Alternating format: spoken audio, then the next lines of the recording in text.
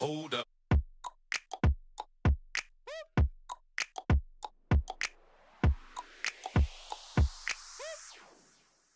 Hi, I hope you're having a great day and I hope you're staying safe at home. Today I want to talk about something. This is a problem that plagues millions of people across the world. Some people call it fatigue. Some people complain of being tired all the time, no matter what they're doing, they feel tired all the time. So there is a medical term for this, and this is called CFS, which is chronic fatigue syndrome. Now when you Google it, sadly and unfortunately, the first thing that you read is that nothing can be done about it, and you need to go on living with this particular condition. Unfortunately, we fail to look at what the root cause of CFS could be. What could the root cause of your fatigue be? You see, everything in the world doesn't need a medicine. Yeah, medicine is good for us when it can treat something. But just because a medicine doesn't exist, it doesn't mean that your condition cannot be cured, or you cannot recover, or you cannot get better. So we need to think out of the box. For the longest time, we've looked at science showing us that, oh, there's no medicine, you got to live with it for a lifetime. But today we're finding and seeing that people are reversing diabetes, reversing type 2 diabetes, reversing thyroid conditions, putting cancers into remissions, things that the medical world said was not possible. But it's happening because the world has started to look beyond just the symptom and address the root cause of what may be happening. Now, if you go through chronic fatigue, I understand it is very frustrating because you sleep 9 hours at night, 8 hours, but you still wake up tired. Throughout the day, you're tired. Even the caffeine doesn't work for you anymore. Stimulants don't work. You feel lethargic. You may have a goal in your mind to achieve, but your body doesn't support you. Your mind doesn't support you because you're going through extreme fatigue. Over the last couple of months, loads and loads of people have been reaching out to us, and it made us think what exactly could be the possible root causes. And I made a whole list of it today. Everything that I talk about today is related to chronic fatigue. You don't have to have all of them. You could have a couple of them, or you could have one of them. But it's a good starting point for you to know what could be the possible root cause. So now you can introspect, you can reflect and say, hey, this makes sense to me. Let me try to change this and see if my energy levels increase. Because we have to understand, if you're told that you have to live with something for a lifetime, of course there are certain conditions.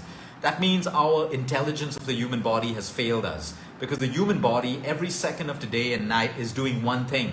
It's trying to fix things that are wrong, or it is trying to keep you alive. That's called survival. So our body never takes a break from trying to correct things that are going wrong in the body. Of course, we come in the way with all of our fancy stuff and complications, and then we interfere with that intelligence and we don't allow the body to do the right thing. So number one, these are our observations connected to chronic fatigue syndrome. Make a list of it if you want and see what suits you. Keep an open mind. Number one, bacterial infections. A lot of people live with bacterial infections, stomach bugs. Every 2 or 3 months, these bugs wake up and they cause chronic stomach pain. You get an antibiotic, you're fine for a few weeks, but then again, that bug comes up again. So when you're living with these little bacteria in you that the antibiotic is not killing, because number one, we have something called superbugs and super resistance, where most of us are resistant to most antibiotics. So we think the antibiotic has worked, but it hasn't. It's not killed the bug completely, or it's not killed all of the bacteria, the bacterial infections. And that's why we have recurrent stomach pains every 1 month or 2 months or 3 months and stuff like that.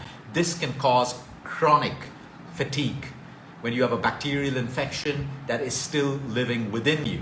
Low-grade fevers. A lot of people have low-grade fevers. It's about 100. It's low-grade, continues for a couple of days. You go to your doctors say there's nothing wrong with you, everything is good, but your immune system has created a low-grade fever because certain bacteria and certain viruses are resistant to heat. Okay, and they may be in very small quantities in your body, so your body, your own immune system runs a low-grade fever in the hope to kill it. But now we take a crocin or a paracetamol and we try to break that fever and compromise with the immune system. Of course, there are many other conditions that are that go with a low-grade fever. But I'm talking about the cases where you've gone to your doctor and your doctor says there's nothing wrong, just take a crocin.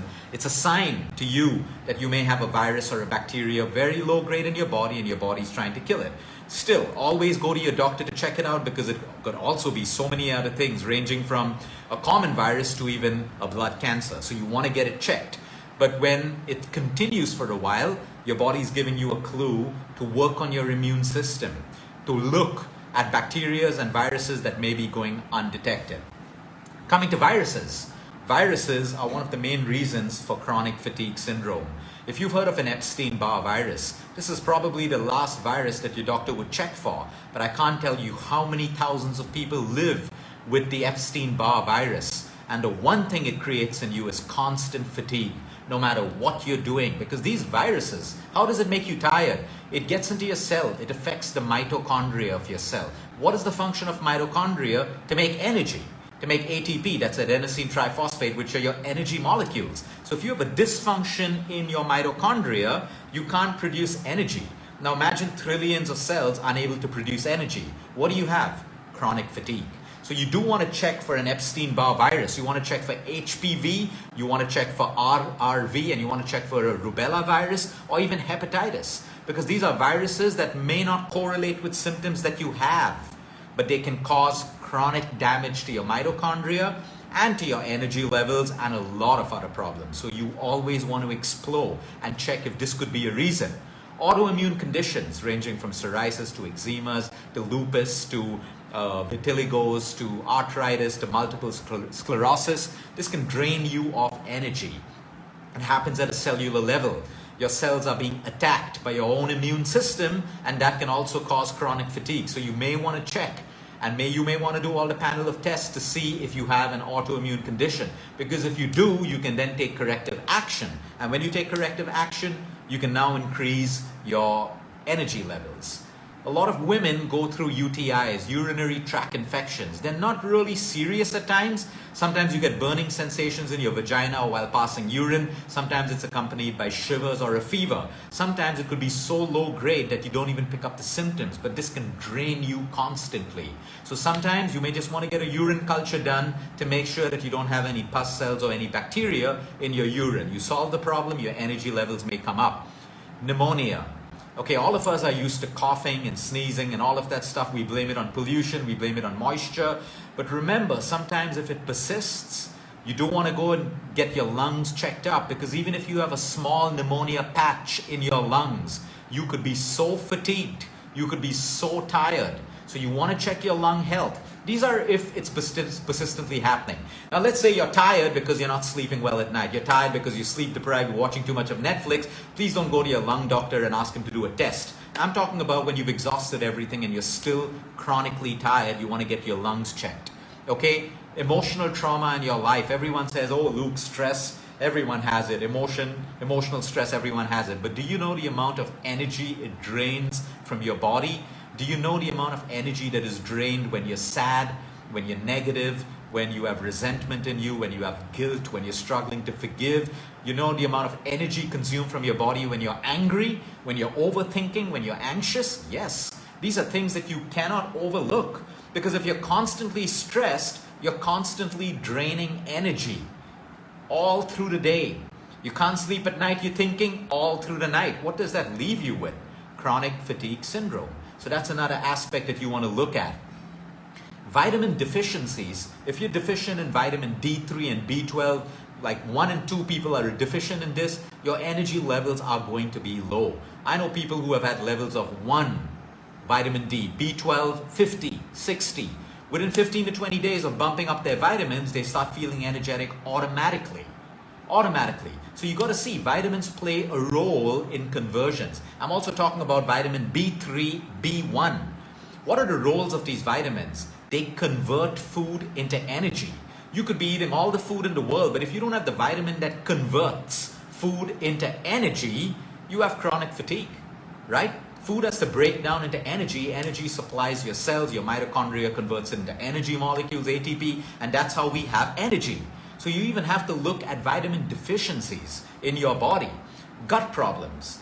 If you have gut problems, a lot of bloating, a lot of acidity, constipation, IBS, all of these are inflammatory conditions that drain you of energy. So you got to fix your gut. It's so important to do that. If you're celiac, we've had hundreds of patients where we finally made them do a celiac test, and we found out that they were celiac. That means they cannot eat gluten. And only by stopping gluten because they were celiac, their energy is bumped up in 24 hours. In 24 hours. That is the impact of knowing how food suits your body. Just by removing an inflammatory food, energy levels went right up, because these inflammatory foods were creating inflammation in the cells and mitochondrial dysfunction, which means low energy. So you want to check that out as well. Then we have mitochondrial dysfunction, which is the root cause of every disease. You know someone who has cancer? Just remember mitochondrial dysfunction. You know someone who has Alzheimer's, dementia, mitochondrial dysfunction.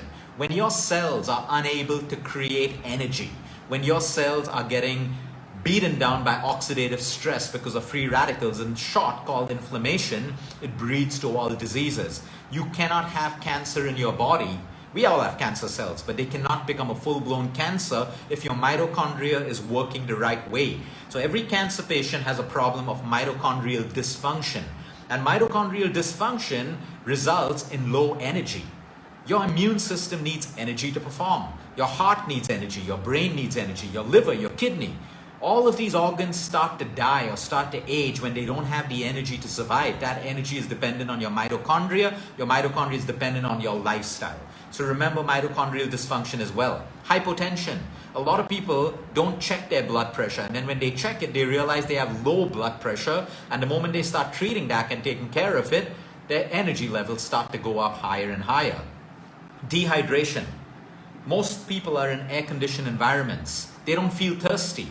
You have even a 1% drop of water, you're dehydrated, your energy levels fall right down. So you need to understand it could be as simple as that. And my last is fat diets. If you're doing fat diets that keep you off carbs, that keep your fat low in your body, you're going to be low on energy all the time. You're going to lose a little bit of weight, eventually put it back on again, but you are going to create so much of damage at a cellular level. It's not even worth the little weight loss that you have.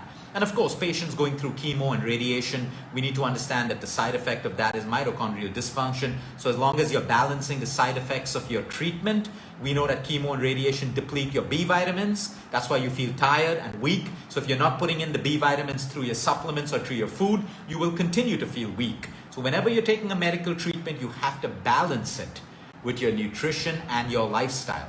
If you have too many toxins in your body, when you're in a polluted area or you're exposed to toxins, you start feeling tired and nauseous. Why? Because your liver slows down. Your liver slows down, energy slows down, chronic fatigue syndrome. So you want to keep your liver clean. You want to keep cleaning your liver. Then of course we have sleep deprivation, which can cause chronic fatigue. So if you're insomniac, you can't sleep, you want to look at fixing that. Also, if you sleep too much, if you sleep 9 hours, 10 hours, you are making your system more and more fatigued. How many of you overslept and felt lethargic throughout the day? If you overslept, you should have more energy, right? But too much of anything is a bad thing. And of course, the last point is a hormonal imbalance, which most people have. If you have either too high testosterone or too low, or your estrogen levels, your progesterone levels, your insulin levels, your thyroxine levels, yes, all of these are hormones. So a thyroid patient right now, has a hormonal imbalance. A diabetic has a hormonal imbalance. A PCOD patient has a hormonal balance. A breast cancer patient or an ovarian cancer patient has a hormonal balance. So you need to treat a hormonal balance if you're looking at increasing body energy. What can work is exercise at a level that suits you. Over-exercising can fatigue you. Yoga plays a huge role in chronic fatigue syndrome. Pranayama, breath work. The more you can oxygenate your cells, because your cells use water, they use food, and they use oxygen to create energy. So pranayama, most people don't breathe the right way. Right now, pause. Observe how you're breathing. How many of you are breathing to your full capacity? Mostly none of you. And now you take a full breath. You take a deep breath because I reminded you. So you see, when we train our lungs with pranayama, we train our lungs to automatically breathe the right amount of oxygen and let out the right amount of carbon dioxide automatically without us having to remind ourselves. So it's like an exercise. The more bicep curls you do, the bigger your bicep grows. The more pranayama you do, the stronger your lungs, and that is required for fatigue. We spoke about the sleep aspect. Caffeine again. Okay, a little bit of caffeine may help you. Too much of caffeine can actually make you have a crash, which can make you feel fatigued. I'll give you my own personal example. I'm good with 1 cup of coffee. The second cup of coffee is a complete crash. A complete crash. It's like I feel I need to be on a drip to get my energy back. So caffeine hits everyone differently. Find out how it works for you. Of course, you got to limit your alcohol and smoking because alcohol doesn't energize you. Alcohol drops your boundaries so you can be a little more loud and say things without fear, but it doesn't give you energy. It actually drains more energy from your body. Smoking as well. Eat a diet that is rich in B vitamins, B foods. Those are your legumes, your lentils, your nuts family, your seeds family. And if your doctor prescribes a B vitamin because you're going through treatment, take that B vitamin because sometimes you need the assistance of supplements, good quality supplements. D3, B12, and there is an enzyme called CoQ10. A lot of you may be on CoQ10, especially if you're taking a statin, you need to be on a CoQ10. You're going through chemotherapy, you need to be on a CoQ10 because these are enzymes in your cells required to produce energy with your mitochondria. If you're depleted in CoQ10, you will feel fatigued throughout the day. Throughout the day. In fact, CoQ10 is such a vast topic. Tomorrow my live at 1:30 will be only on CoQ10 and foods that are rich in CoQ10 and how you must make sure that you have the right amount of CoQ10 so that you have the right amount of energy for your immune system and to get you through your day. So in short, you should have made a note of all of these things. Now, if you're constantly fatigued, you may want to see if you meet one of these points or many of these points. There is always a solution. You just got to be looking in the right direction. If your mind Googles and sees, oh, chronic fatigue syndrome, I have to live with it for a lifetime, you don't end up doing anything about it. But there are so many actions that you can now take to improve the quality of your life. Have a great day, everyone. Until next time, eat smart, move more, sleep right, and breathe deep. And remember, you care is all about you.